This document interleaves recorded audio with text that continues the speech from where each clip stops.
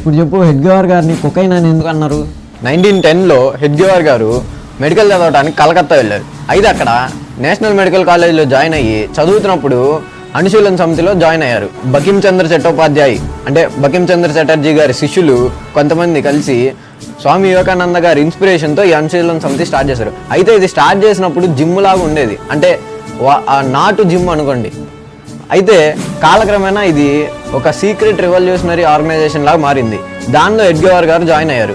ఆ జాయిన్ అయినప్పుడు under ground కోడే, ఒక సీక్రెట్ కోడే ఈ కొకైన్. హెడ్గేవార్ గారిది 1914లో మెడికల్ డిగ్రీ పూర్తయింది. బట్ 1916లో నాగ్పూర్కి తిరిగి వచ్చారు అండ్ మొత్తానికి 6 years అండర్ గ్రౌండ్లో పనిచేశారు.